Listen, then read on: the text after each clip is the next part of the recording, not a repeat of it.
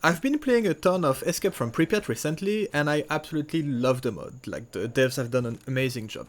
The only thing is that even for experienced Anomaly players, there's a ton of new features that are not especially obvious sometimes, and the devs have made like an amazing job writing down everything and detailing absolutely everything, but I figured, maybe not everyone is gonna take the time to read everything, so here's a quick overview of everything you should know before you get started, pretty much. Okay, let's start by talking about the new health system. Let me take some damage first. Here we go. The first thing you need to know is that to see like the new health system, either you press H, or you're gonna have it when you open your inventory. There's like your skeleton that's gonna fill in red while you take damage. It's like your overall health meter. It's nothing new, it's basically another representation of your regular health. To heal your overall health, you're gonna have to use the basic medkits. You will see like there's like a lot of new items, but they're pretty much easy to figure out. It's like the IFAK car and the medkits and steam packs, stuff like this. The new thing now is that you have limbs, and your limbs are gonna take damage, but they're not gonna get healed by the regular medkits. Okay, so first, head and torso. If they reach 0, you die, so keep an eye on those. For your arms, it's pretty realistic. The more damage you're gonna get, the shakier you're gonna be with your weapon, until a point where you're not even gonna be able to carry your weapon. And for the legs, it's the same idea. The more damage you're gonna get, the less fast you're gonna be while sprinting, until a point where you're not even gonna be able to sprint anymore. The best and cheapest way to heal your limbs is simply to sleep. They're gonna regenerate over time. See, like after like a full night of sleep, like 6-8 hours, like they're back to full. I'm assuming it's gonna be different on higher difficulties. I'm at the lowest difficulties now, and it might take more times, like a couple days of sleep to get full again, but like sleep is literally like the easiest way to heal your limbs. If you need to heal your limbs quickly and you don't have time to sleep because you're fighting or on a mission or something, for your head and torso, you're gonna use the CMS kit. For your arms and legs, you're gonna use the Surf 12 kits. In case of emergency, let's say, you can use splints. So there's like splints for your arms and splints for your legs.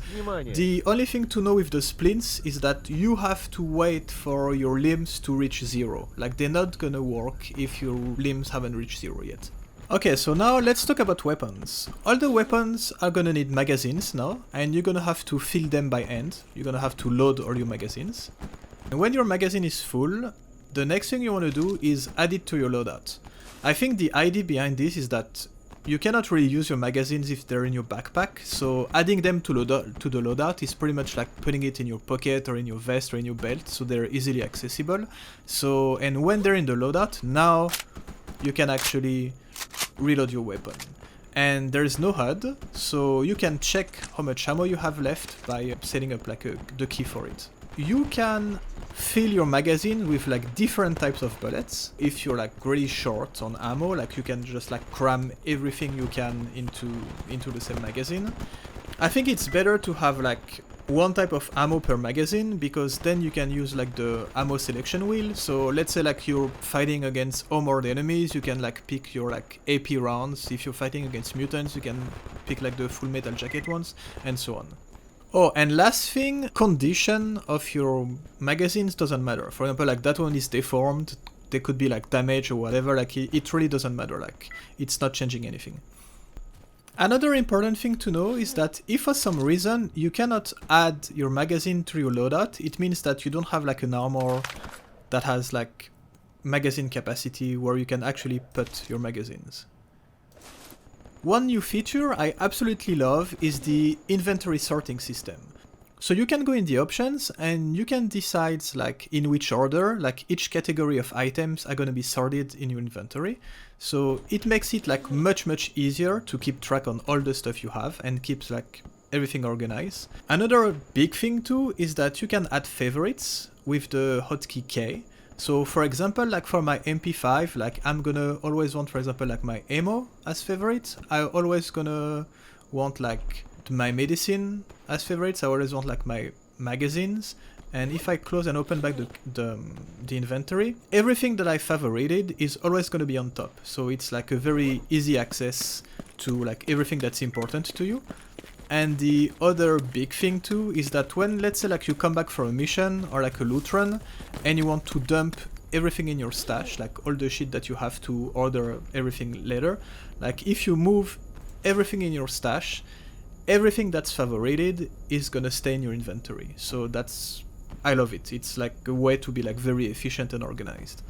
Okay, and now let's talk about jams. So weapons, especially like in bad condition, are gonna jam pretty often. So you're gonna have to set up a key to unjam your weapon. Sometimes you're even gonna have like what we call super jams, and simply trying to unjam the weapon is not gonna be enough. You're gonna have to go to inventory, eject magazine manually, unjam the weapon, and then reload it. You have to keep in mind that you have your overall weapon condition. The overall weapon condition only affects how much the parts are gonna get damaged with time, the more you use the weapon. And it's actually the condition of the parts that decides like how much your weapon is gonna jam. I'm not gonna go too much into the repair system because it's pretty much the same idea as Anomaly. Like you can just like remove the parts from your weapon. You can like either replace them or repair them individually at a technician or like with the file and the ramrod. Like it's pretty much like the same system as Anomaly. There's new little changes with the armors, like no, like the light armors is gonna be the one that you are the fastest with. You're gonna be like a little bit slower with the medium armor, and you're gonna be like even slower with the exoskeleton. Speaking of exoskeletons, like now you're only gonna be able to sprint with the exoskeleton if you have a power supply for it, that you're gonna have to use in your backpack slot, and you're gonna have to refill them with batteries.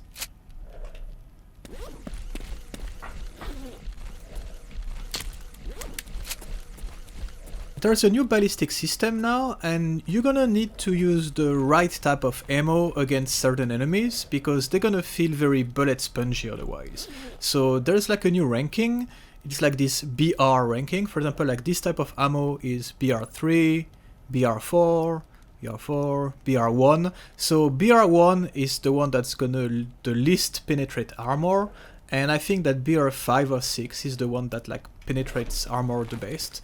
So yeah, keep in mind to use the right type of ammo depending on which enemies you fight. And if there are like heavily armored enemies, if you use like BR1 or BR2 against them, like yeah, they're gonna like tank full clips and not even gonna budge pretty much. And I think that one of the last big changes is the crafting system. So let's say that I have like a crafting kit, anything that it could be. So you will see that now by default you have all the recipes, so you don't have like to find and learn the recipes anymore.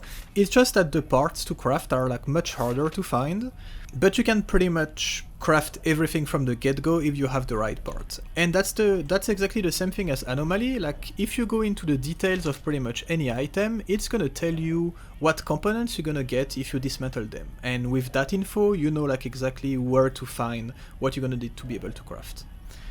And I think that's pretty much it. I probably like missed a little, like a couple of little things, but I think that that's the main features that you need to be aware of when you start playing this Escape from Pripyat pretty much. And keep in mind that it's a completely modular mod, so if there's anything you don't like or if there's stuff you want to change, like you can pretty much customize absolutely everything you want. I advise you to check the wiki and especially the Discord too if you have like any questions. Like again, the mods made like an amazing job at explaining everything, troubleshooting everything, how to enable, disable some mods, like how to add new stuff. So yeah, just check the Discord.